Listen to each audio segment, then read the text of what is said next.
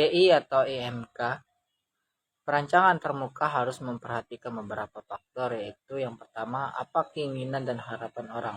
Yang kedua, apa batasan dan kemampuan fisiknya.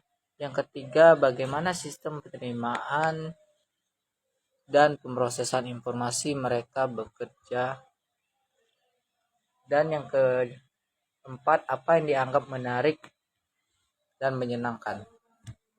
Perancangan juga harus memperhatikan karakteristik dan batasan teknis dari perangkat keras dan perangkat lunak komputer. Prinsip desain antarmuka. Prinsip desain merupakan serangkaian panduan yang akan membantu desainer mengambil keputusan perancangan selama proses tersebut berjalan. Prinsip desain juga merupakan petunjuk secara umum yang dihasilkan dari para pakar desain. Tujuan perancangan antarmuka pengguna. Tujuan perancangan antarmuka pengguna adalah merancang antarmuka yang efektif untuk sistem. Keuntungan GUI yang pertama, mudah dipelajari oleh pengguna yang minim pengetahuan, berpindah dari satu layar ke layar lainnya tanpa kehilangan informasi tertentu. Yang ketiga, akses penuh dan cepat pada layar untuk beberapa tugas atau fungsi. Gaya interaksi manusia komputer atau IMK. Command Line Interface. Command Line Interface atau bisa disebut CLI adalah tipe antarmuka di mana user berinteraksi dengan sistem operasi melalui teks terminal. Pengguna menjalankan perintah dan program di sistem operasi tersebut dengan cara mengetikkan perintah di tiap baris-baris tertentu. Meskipun konsepnya sama, tiap-tiap sistem operasi memiliki nama istilah yang berbeda.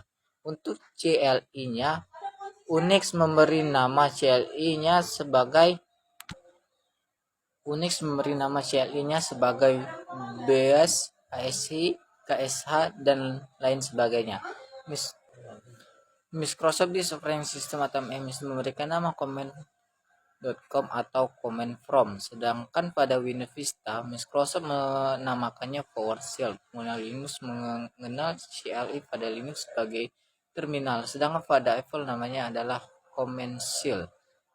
Kelebihannya yaitu mudah membuat folder dan subfolder, cepat dalam mengopi, spesifikasi hardware tidak harus tinggi, aksesnya cepat. Antara ada kekurangnya yaitu risiko kehilangan file lebih besar apabila terdapat tampilan yang kurang menarik masih menggunakan perintah dalam bentuk teks. Windows adalah sebuah cara dari sistem untuk menyelesaikan pilihan-pilihan instruksi pada user di mana tiap instruksi dapat menyebabkan perubahan kondisi interface. Seleksi bisa dilakukan dengan cursor key, mouse click maupun alternate atau ALT yang ditambah dengan kode huruf atau angka. Kelebihan yang pertama itu memungkinkan eksplorasi, menginstruksikan pengembalian keputusan, adanya penanganan kesalahan yang mudah, memerlukan sedikit pengertian.